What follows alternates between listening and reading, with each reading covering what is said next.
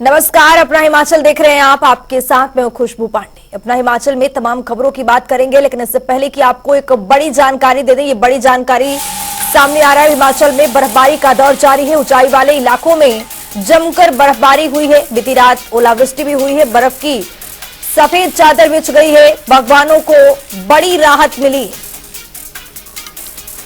तो मौसम से जुड़ी ये बड़ी और अहम जानकारी से आपको अपडेट करवा रहे हैं। बागवानों को बड़ी राहत मिली है। तस्वीर भी आपके सामने है किस तरह से यहां पर बर्फबारी हो रही है। ऊंचाई वाले इलाकों में जमकर बर्फबारी हुई है और यहां पर जो पर्यटक है वो काफी संख्या में हिमाचल के लिए रुक कर रहे हैं। एक बार फिर से हिमाचल गुलजार हो गया है और इस बर्फबारी से बागवानों के लिए राहत भरी खबर है। हिमाचल में बर्फबारी का दौर जारी है। आपको बता दें कि ऊंचाई वाले इलाकों में जमकर बर्फबारी हो रही है, तो निचले इलाकों में बारिश का दौर भी जारी है।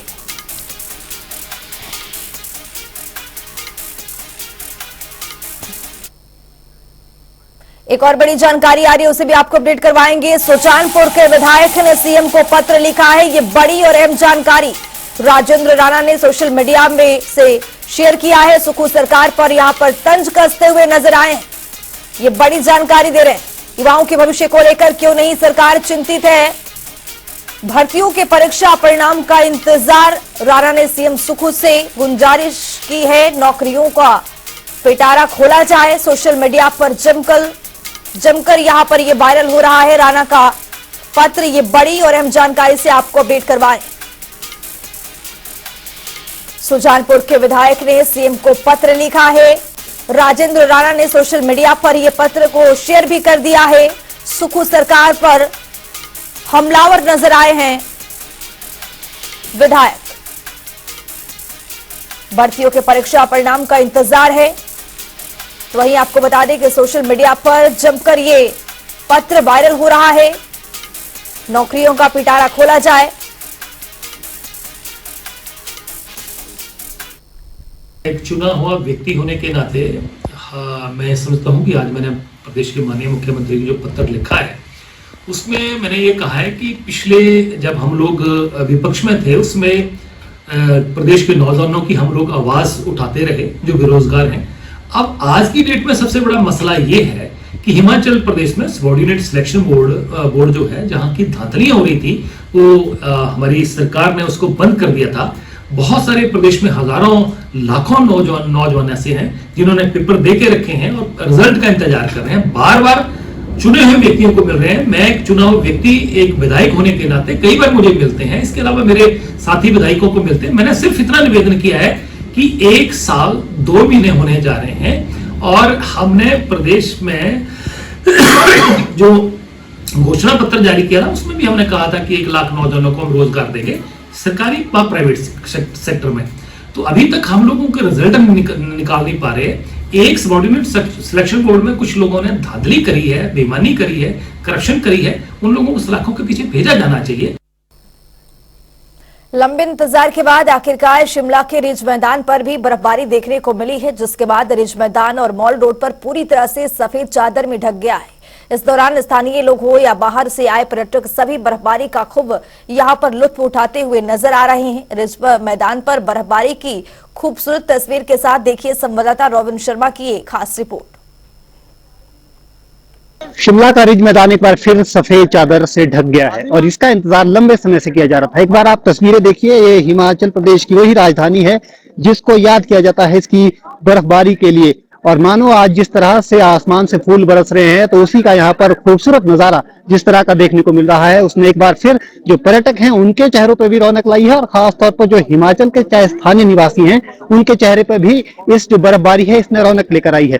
एक बार आप तस्वीरें देखिए और मैं आपको दिखाना चाहूंगा, ये वही रिज मैदान है, ऐतिहासिक रिज मैदान, जहां से कभी इंदिरा गांधी ने जब हिमाचल प्रदेश को पूर्ण राज्य का दर्जा दिया था तो कुछ इसी तरह की तस्वीरें यहाँ पर फिर भी देखने को मिली थी।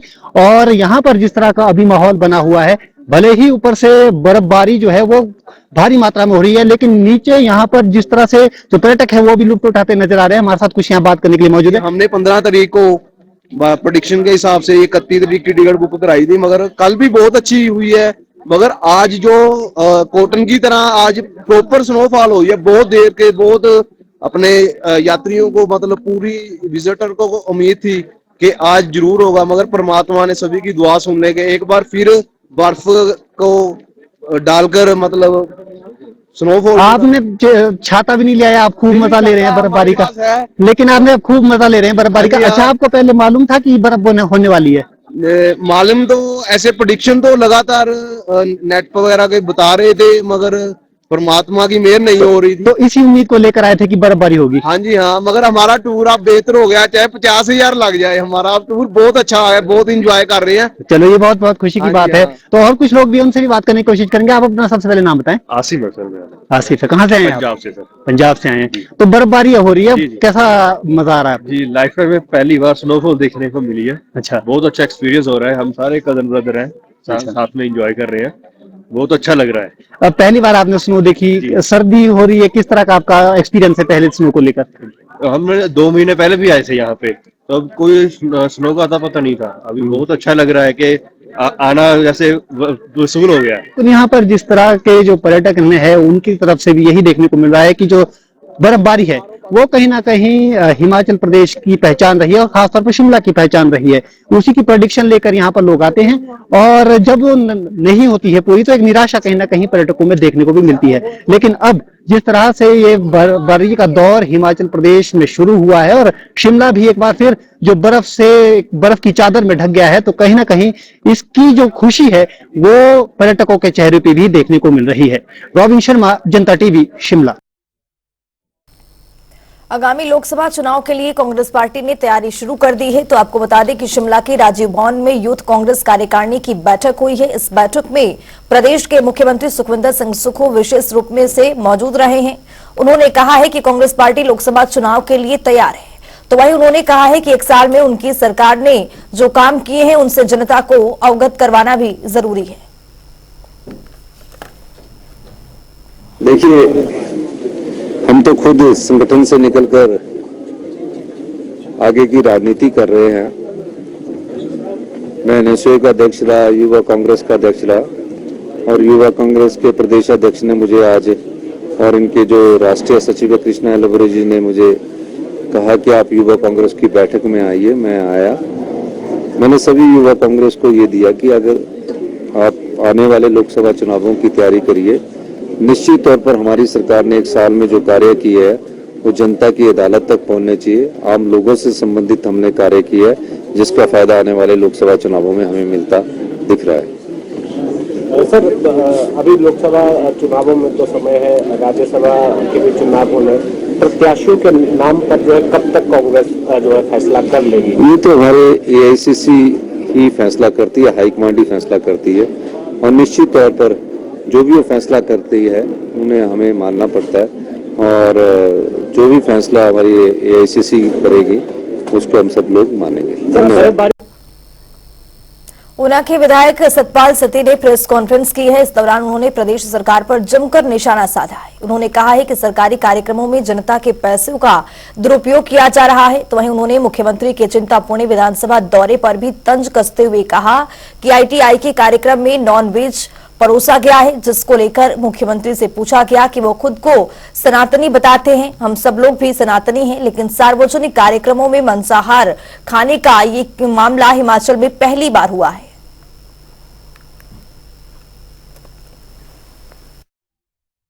जब से कांग्रेस पार्टी की सरकार बनी है, तब से कांग्रेस के छोटे नेता से लेकर के बड़े नेता तक एक ही बात का रोना रोते हैं कि हमारे पास पैसा नहीं है, आर्थिक स्थिति बहुत खराब है,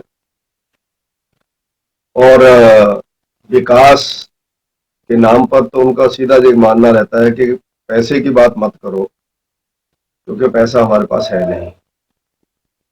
लेकिन पिछले 1 वर्ष की उनकी जो गतिविधियां हम लोग देखते हैं, हिमाचल प्रदेश के अंदर अगर पैसे की कमी है तो कांग्रेस पार्टी के नेताओं से मैं ये पूछना चाहता हूं कि अनवांटेड लोग हिमाचल प्रदेश के अंदर किस तरह से पायलटें लेकर के घूम रहे हैं। सोलन कांग्रेस के जिलाध्यक्ष शिव कुमार ने पीडब्ल्यूडी रेस्ट हाउस में प्रेस कॉन्फ्रेंस की है। इस दौरान उन्होंने कहा है कि बीजेपी के नेता प्रदेश में बड़े बड़े दावे कर झूठ बोल रहे हैं। उन्होंने केंद्रीय मंत्री अनुराग ठाकुर पर भी निशाना साधते हुए कहा कि अनुराग ठाकुर ने अपने बयान में बताया है कि आपदा के दौरान केंद्र से 1762 करोड़ रुपए को फंड मदद के रूप में प्रदेश सरकार को दिया गया है, लेकिन शिव कुमार ने कहा कि जमीनी हकीकत तो कुछ और भी बयां कर रही है। हिमाचल प्रदेश में दो नेता जो हैं, युवराज जो भाजपा के हिमाचल प्रदेश से केंद्रीय मंत्री हैं, वो पिछले कल आए और आकर उन्होंने प्रेस के माध्यम से, मीडिया के माध्यम से कहा कि 1762 करोड़ रुपया NRDF के तहत परोक्ष और अपरोक्ष रूप से सरकार को दिया गया। मैं माननीय मंत्री से पूछना चाहूंगा कि परोक्ष क्या और अपरोक्ष क्या, कौन सा आपने परोक्ष दिया और कौन सा अपरोक्ष दिया, उसको आप डिटेल सहित जो है वो प्रदेश की जनता के समक्ष लाएं, अन्यथा आप झूठ बोलना बंद करें। हिमाचल प्रदेश में बारिश बर्फबारी का दौर जारी और इससे किसानों और बागवानों को राहत मिली है। बर्फबारी सेब के लिए संजीवनी साबित हुई है।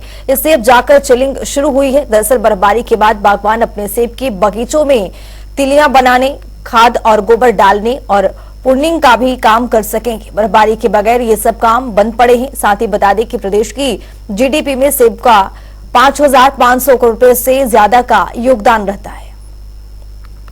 इस वक्त जो बारिश हो रही है, खैर बहुत दिनों का सूखे के स्पेल के बाद बारिश हो रही, बहुत अच्छी है फसलों के लिए।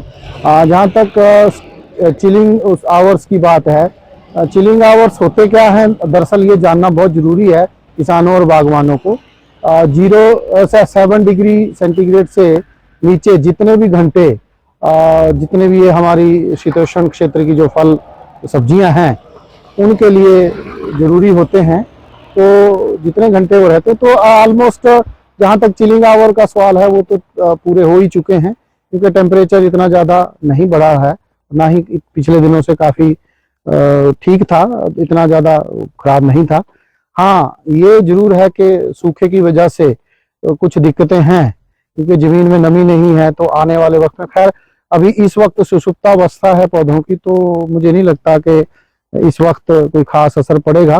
पर हाँ, अब जो बारिश हुई है इससे काफी अच्छा मुझे लगता है असर इसका पड़ने वाला है। चलो, किरण नेगी है, गांव चौरा।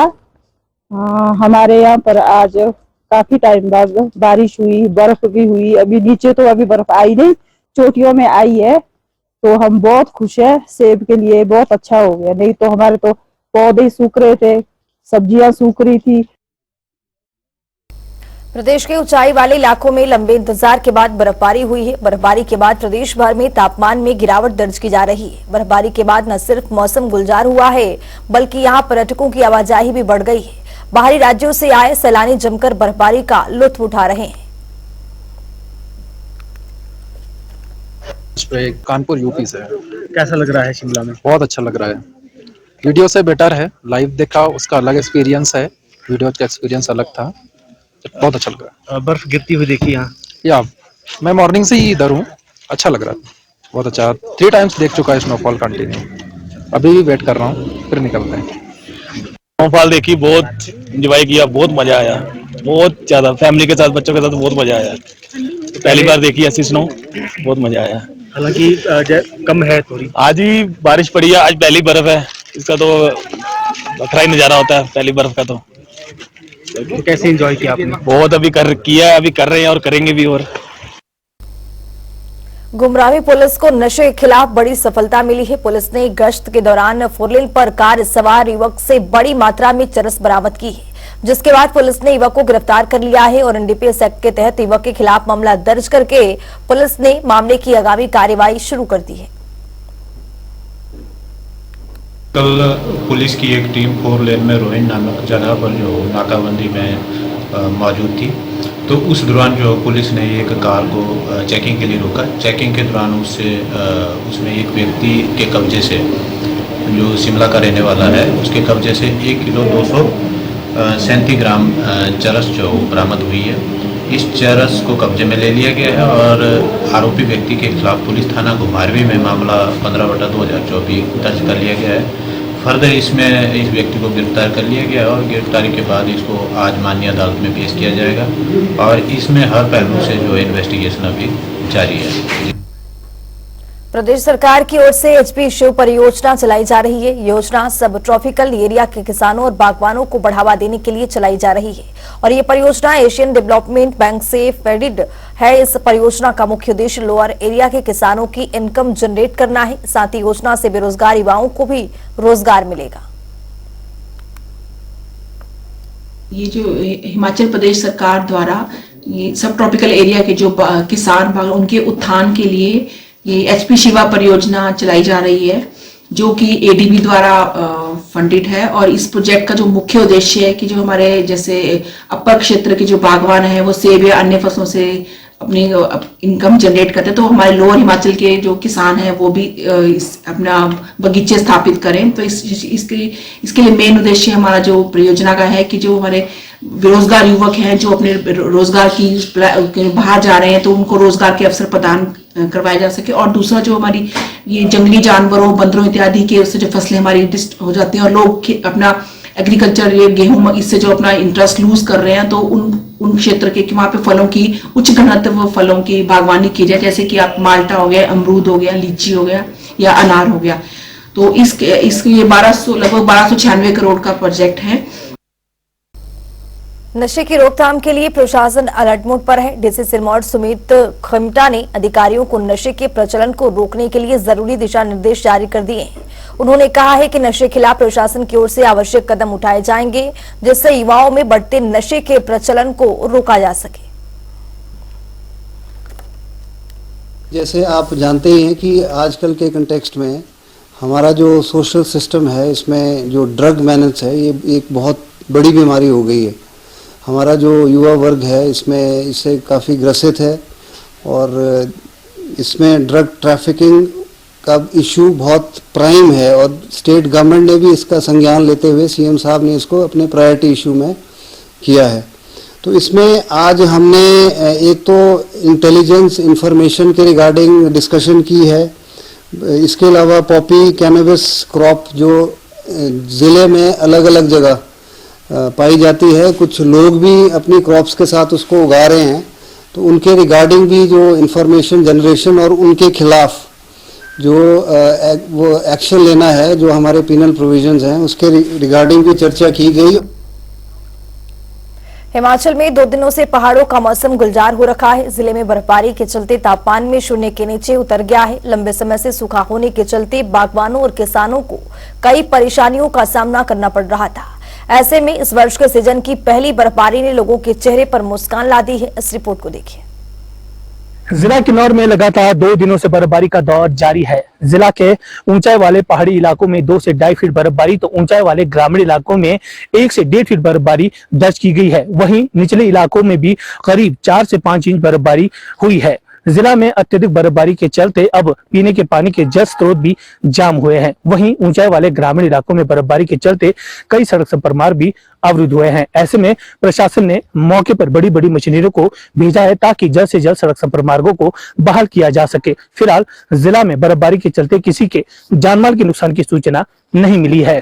जिला किन्नौर में लंबे समय से बागवानों व किसानों को बर्फबारी का इंतजार था, क्योंकि लंबे समय से सूखा होने के चलते बागवानों व किसानों को सिंचाई इत्यादि के लिए पानी की समस्याओं का सामना करना पड़ रहा था। फिलहाल बर्फबारी हुई है, जिससे बागवानों व किसानों ने राहत की सांस ले ली है। इसी प्रकार बर्फबारी के चलते जनजातीय जिला किन्नौर में एक बार फिर से पर्यटकों की आमद भी बढ़ रही है। जिला किन्नौर में लंबे समय से सूखा होने के चलते जंगलों में भीषण आग भी लगी हुई थी और समूचा जिला धुआं हुआ था। अब बर्फबारी के चलते जिला किन्नौर के जंगलों में आग भी पूरी तरह बुझ चुकी है। फिलहाल लगातार जनजातीय जिला किन्नौर में बर्फबारी का दौर जारी है और यदि यह बर्फबारी इसी तरह जारी रही तो आने वाले कल सुबह तक निचले क्षेत्रों में भी करीब 1 से 1.5 फीट बर्फबारी गिरने का अंदेशा भी जताया जा रहा है। जनता टीवी के लिए किन्नौर से अनिल नेगी। अपना हिमाचल में मेरे साथ इतना ही। नमस्कार।